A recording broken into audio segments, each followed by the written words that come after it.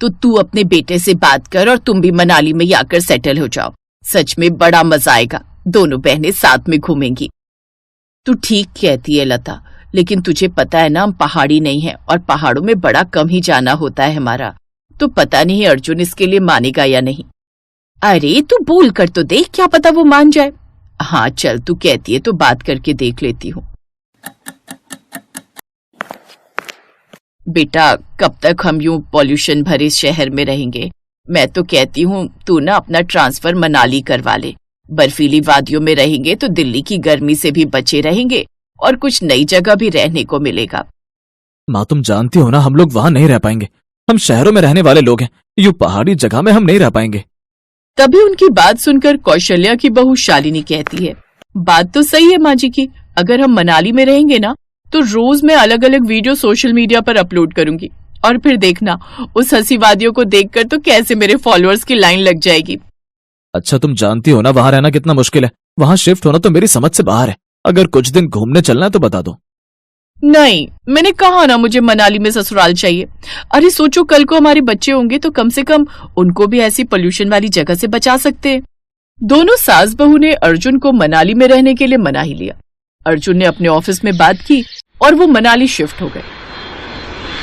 मनाली की ठंडी ठंडी हवाएं और वहां की वादियां देखकर तो वो बहुत खुश हो गई। शालिनी ने अर्जुन से कहा, अर्जुन हम न कल ही मनाली टूर पर चलेंगे। अरे अब तो उम्र भर यहीं रहना है, सारी उम्र मनाली घूमती रहना, एक दिन में घूमकर क्या करोगी? चुप कर तू, बिल्कुल ठीक कह रही है वो, कल ही हम घूमने चलेंगे। मैं अभी तेरी मौसी लता को फोन करती हूँ। वो लता को फोन लगाकर सारी बात बताती है। अच्छा सच में तुम मनाली आ गई, तब तो बड़ा मजा आएगा। तुम सब मेरे यहाँ कल डिनर पर आओ, फिर साथ में मनाली घूमने चलते हैं। रात को वो सभी लता मौसी के यहाँ डिनर पर पहुंचते हैं और फिर अगली सुबह सब मनाली टूर पर निकल पड़ते हैं। वो देखो, वाह लगता है मौसी जी वो स्नो पॉइंट है। हाँ वो रोहतांग पास है। चलो फिर तो ढेर सारी फोटो खींचेंगे, बड़ा मजा आएगा। अरे मुझे तो यहाँ ठीक से सांस भी नहीं आ रही। पहाड़ी एरिया है ना, इसीलिए यहाँ जितनी ऊपर जाओगे उतनी ऑक्सीजन कम होती जाएगी। आप लंबी लंबी सांस लो। माँ जैसे तैसे वो चलते चलते उस पहाड़ तक जाते हैं, जहाँ तक चलते चलते तो सास के पैर ही थक जाते हैं। ठंड तो शालिनी को भी लग रही थी, लेकिन उसे तो फोटो खिंचवाने का शौक चढ़ा हुआ था। शाम को वो अपने घर आ जाते हैं, लेकिन उस रात तो शालिनी के पैरों की बैंड बज चुकी थी। हाय मेरे पैरों की तो बैंड बज गई, ऐसा लग रहा है जैसे जान ही नहीं है शरीर में। माँ जी अभी आए हुए हमें कुछ ही दिन हुए हैं ना, इसलिए ऐसा लग रहा है आपको। धीरे धीरे ये पहाड़ चढ़ने उतरने की आदत हो जाएगी। अब उन्हें कुछ दिन रहते हुए हो जाते हैं मनाली में, लेकिन इन कुछ दिनों में ही कौशल्या की हालत खराब हो जाती है। बहू कितनी ठंड है, यहाँ सुबह से 8 कप चाय पी चुकी हूँ, फिर भी ठंड है कि रुकने का नाम ही नहीं ले रही। तू ऐसा कर लकड़ियां जला दे, थोड़ी देर आग ही ताप लेती हूँ। हाँ माँ जी अभी जला देती हूँ। शालिनी लकड़ियां जलाती है, जिसकी आग ताप कर सास को थोड़ी राहत मिलती है। समझ नहीं आ रहा ये कपड़े कैसे सुखाऊं। 3 दिन से लगातार बर्फबारी पड़ रही है, धूप निकलने का नाम ही नहीं ले रही। अब मेरी समझ में ये नहीं आता कि कपड़े कैसे सुखाऊं। इनके ऑफिस के लिए पहनने के लिए भी कपड़े नहीं बचे। कल भी बड़ी मुश्किल से प्रेस करके कपड़े सुखाए थे। हाँ बहू, यहाँ तो सूर्य देवता के दर्शन किए हुए भी कई दिन हो गए। एक हमारी दिल्ली थी जहाँ सुबह होते ही सूर्य देवता के दर्शन हो जाते थे। अच्छा आज खाने में क्या बनाया है? बेसन के चीले, वो हमारे शरीर को गर्म रखते हैं ना। नहीं नहीं, आज मैं ब्रेड ऑमलेट खाऊंगा, मुझे वही पसंद है, बड़े दिन हो गए खाए हुए। अगर ब्रेड ऑमलेट खाने का इतना ही मन है ना तो बाजार से जाकर ले आओ, घर में राशन भी खत्म हो गया है। ना बाबा ना, मेरे बस की बात नहीं है इतनी दूर जाना। पहाड़ी चढ़ो और उतरो, किसी ऑनलाइन ऐप से ऑर्डर कर लो। यहाँ ना तो तुम्हारा ज़ेप्टो काम करता है और ना ही फ्लिपकार्ट या कोई और साइट। नेटवर्क तो यहाँ ठीक से होता नहीं और इतनी दूर वो लोग आते भी नहीं है। इसीलिए मैं मना कर रहा था कि यहाँ रहना हमारे लिए कोई आसान बात नहीं है। ऊपर से यहाँ के लोकल लोग तो हमारी भाषा भी नहीं समझ पाते, और यहाँ तो मौसम पूरा साल ही ठंडा रहता है। फिर माँ आप कब तक ऐसे घर में दुबक कर बैठी रहोगी? बड़े महीने हो गए लता मौसी के यहाँ घूमे हुए, आप भी उन्हें यहीं बुला लो, आप उन्हें यहाँ घुमाओ, आपका मन लग जाएगा। तू ठीक कहता है, मैं अभी उसे फोन करती हूँ। कौशल्या उसे फोन करती है। अरे लता कहाँ है तू, कितने दिन हो गए, तू मुझसे मिलने भी नहीं आई। अरे कौशल्या क्या बताऊं बहन, इतने दिनों से मैं इतनी बिजी थी कि कुछ वक्त ही नहीं मिला। बिजी? कहाँ व्यस्त है तू? अरे अब तू जानती है, बेटे बहू हो जाएं तो उनकी ही सुननी पड़ती है। बच्चों की पढ़ाई की खातिर और उनकी सुख सुविधा के लिए अब हम चंडीगढ़ शिफ्ट हो गए। हमारा क्या है, हम तो जहाँ वो रहेंगे हम उनके साथ रह लेंगे।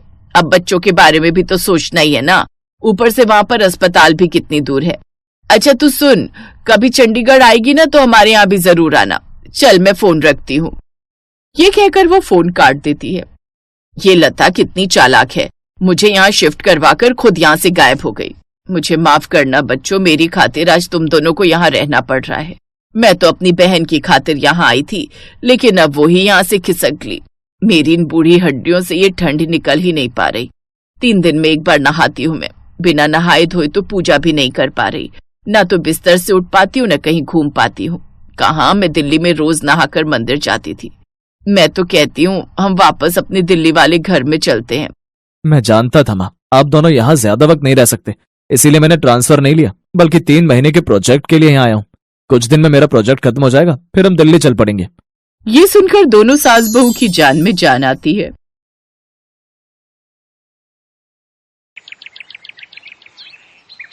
दीपा ने सबके लिए हलवा बनाया और पूरी कढ़ाई उठाकर ड्राइंग रूम में ले आई। उसके सास ससुर को थोड़ा अजीब तो लगा, पर उस समय उन्होंने सोचा कि शायद नई नई बहू है तो घबराहट में उसने ऐसा किया होगा। अरे दीपा भाभी, आप तो हलवे की पूरी कढ़ाई उठाकर ले आए। कोई बात नहीं मेघा, चलो तुम भी हलवा परोसने में भाभी की मदद करो। कोई नहीं जानता था कि रसोई के बर्तन इधर उधर रखना और सारा खाना रसोई से लेकर घर में भी फैला देना, ये दीपा और उसके पूरे परिवार की आदत थी। ये तो जब दीपा ससुराल में रहने लगी तब सबको उसकी इस आदत का पता चला। दीपा, तुम रसोई के सारे बर्तन खाना बनाने के बाद बाहर क्यों ले आती हो? आज तुमने दाल चावल बनाए तो पूरा कुकर और कढ़ाई बाहर आंगन में रख दी, ऐसे थोड़ी होता है। तो इसमें क्या बुराई है? बार बार रसोई में जाने से अच्छा है एक ही बार में सारे बर्तन बाहर रख दो। हम तो अपने घर में ऐसे ही करते हैं। अब मैं ये थोड़ी है बार बार मैं रसोई में उठकर जाऊंगी कुछ चाहिए हो तो। सबके बार बार टोकने पर भी दीपा ने अपनी आदत को नहीं सुधारा। एक दिन दीपा के सास ससुर कहीं बाहर गए हुए थे, वहीं दीपा खाना बनाकर हॉल में बैठी हुई थी। तभी कुछ मेहमान आ जाते हैं। नमस्ते बेटा, आशा बहन जी घर पर नहीं है क्या? माँ बाबूजी किसी जरूरी काम से बाहर गए हैं। ऐसा है बेटा, हमारे बेटे जो है राहुल की शादी है। ये शादी का कार्ड है और मिठाई का डिब्बा। माँ पापा से कह देना कि सबने शादी में जरूर आना है। तभी आनंद भी कमरे से बाहर आ जाता है। नमस्ते अंकल जी, नमस्ते आंटी जी, आइए बैठिए ना। दीपा, अंकल आंटी के लिए कुछ चाय नाश्ता? नहीं नहीं बेटा, मुझे लगता है आप खाने के लिए बैठे हो, फिर कभी आएंगे। अच्छा शादी में सबने पहुंचना है, मम्मी पापा को बोल देना। कार्ड देने आए पति पत्नी अजीब सा मुंह बनाकर वहां से चले गए। दीपा की सास अगले दिन पड़ोस वाली के साथ बातें कर रही थी। क्या बात है आशा बहन, सुना है तुमने तो पूरे घर को रसोई बना दिया है। कल मिस्टर शर्मा और उनकी पत्नी तुम्हारे घर कार्ड देने आए थे ना? हाँ आए तो थे, क्या हुआ? वही बता रहे थे कि तुम्हारे घर जब कार्ड देने गए तो उनसे खड़ा भी नहीं हुआ गया। तुम्हारी बहू ने पूरे ड्राइंग रूम को रसोई बनाकर रखा हुआ था, जिधर देखो उधर खाने के बर्तन फैले हुए थे। मुझे तो मिसेस शर्मा ही बता रही थी, बोली उन्हें तो बहुत प्यास भी लगी थी, पर वहाँ तुम्हारे घर उन्होंने पानी भी नहीं पिया क्योंकि तुम्हारे घर में उनका रुकने का मन ही नहीं था। ऐसे कौन खाना खाता है आशा बहन? मैं बहू से इस बारे में बात करूंगी। अच्छा मैं चलती हूँ। दीपा की सास गुस्से से भरी हुई थी। वो जैसे ही अपनी बहू दीपा को खरी खोटी सुनाने के लिए जाने लगती है, तभी एक टैक्सी उनके दरवाजे पर रुकती है। टैक्सी में दीपा के मम्मी पापा और भाई बहन बैठे हुए थे। दीपा का मायका दूसरे शहर में था, इसलिए शादी के बाद उसके मायके वाले उसे मिलने और कुछ दिन उसके पास रहने आए थे। इस वजह से दीपा की सास उसे कुछ कह नहीं पाई। माँ पापा, ज्योति अमन, आप सबने तो मुझे सरप्राइज दे दिया। हाँ, सोचा शादी के बाद कुछ दिन तुम्हारे पास रह लेते हैं, तुम्हारे शहर में घूम लेंगे। अभी कुछ दिन काम तो था नहीं, इसलिए घर पर खाली ही बैठे थे, तभी तुमसे मिलने आ गए। बहुत अच्छा किया। दीदी, बहुत जोरों की भूख लगी है, कुछ बढ़िया खाने को मिल जाए तो मजा आ जाए। दीपा दीदी, मैं तो आपके हाथों के गरम गरम छोले भटूरे खाने के लिए तरस गई। मम्मी तो बनाती ही नहीं है। कोई बात नहीं, मैं अभी थोड़ी देर में सब कुछ बढ़िया तैयार कर दूंगी, तब तक आप लोग फ्रेश हो जाओ। आशा देवी ने सोचा भी नहीं था कि कुछ देर बाद उसके घर का नजारा क्या होने वाला है। अरे दीपा, मुझे प्याज टमाटर यहीं दे दे, मैं काट देती हूँ। हाँ माँ, मैं लाती हूँ। दीदी मैं सलाद का सामान लेकर आती हूँ, आप मुझे बता दो कहाँ रखा है। वही फ्रिज में सब कुछ है, निकाल कर यहीं बाहर ले आओ। तीनों मिलकर बैठकर काम भी कर लेंगे और गप्पे भी मार लेंगे। ड्राइंग रूम की हालत देखने वाली थी। एक तरफ मेज पर आलू प्याज के छिलके बिखरे हुए थे और बाकी सब सब्जियां फैलाकर बैठी हुई थी। पूरे ड्राइंग रूम का नजारा देखने वाला था। भाभी ये सब क्या है? पूरे ड्राइंग रूम को तो आपने रसोई बना दिया, सब कुछ गंदा हो गया है। अभी तो काम वाली सफाई करके गई थी और देखो ना जगह जगह से पंखे से आटा उड़कर इधर उधर फैल रहा है। कोई नहीं, मैं अभी साफ कर दूंगी, बस हो ही गया। ज्योति गुस्से में अपनी मम्मी के कमरे में जाती है और सारी बात कह देती है। माँ घर का क्या हाल हो गया, आपको भी पता है ये घर कम रसोई ज्यादा लगता है। जहाँ देखो वहां सब्जियां बर्तन आटा दाल चावल इधर उधर बिखरा ही रहता है। भैया भी भाभी को कुछ नहीं कहते। जब से वो इस घर में आई घर में बिल्कुल साफ सफाई नहीं रहती। ऊपर से उनके मायके वाले और यहाँ आकर बस गए। मैं भी इसी बात से तंग हूँ। ये तेरे पापा बैठे हैं ना, ये कुछ नहीं बोलते, बस मुंह सिलकर बैठे रहते हैं। अरे तुम तो मेरे पीछे ही पड़ी रहती हो आशा।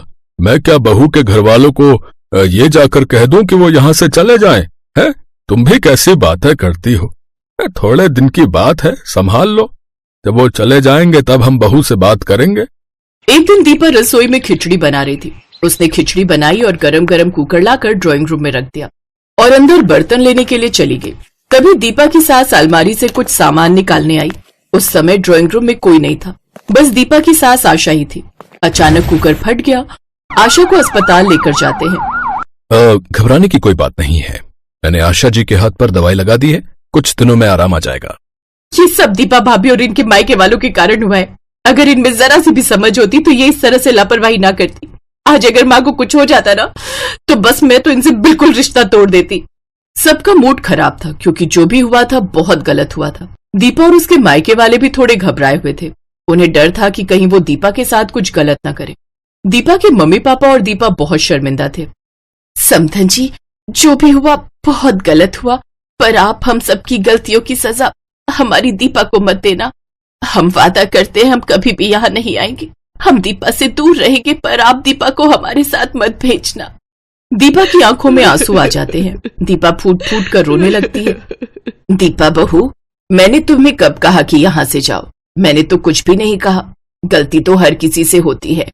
और फिर देखो तो मैं बिल्कुल ठीक हूँ, पर आगे से ध्यान रखना, जो चीज जहाँ के लिए बनी होती है हमें उसका इस्तेमाल वहीं करना चाहिए। चलो अब चुप हो जाओ और आप सब भी इस तरह की बातें मत कीजिए। ये आपका ही घर है और जब भी चाहे आप यहाँ आ सकते हैं। और अभी आप सभी यहाँ से नहीं जाएंगे। अगले हफ्ते दीपा का जन्मदिन है, उसके बाद ही हम आपको जाने देंगे। माँ जी, आपको कैसे पता मेरा जन्मदिन है? आनंद ने बताया था। वो चाहता था कि तुम्हारे पहले जन्मदिन पर सरप्राइज रखे। आई एम सॉरी भाभी, मैंने भी बहुत ज्यादा बोल दिया। अब दीपा ने रसोई का खाना घर में फैलाने की आदत छोड़ दी। अब वो जो कुछ भी बनाती रसोई से ही थाली में परोस कर लाती, जिससे उसकी लाइफ में सब कुछ ठीक हो गया।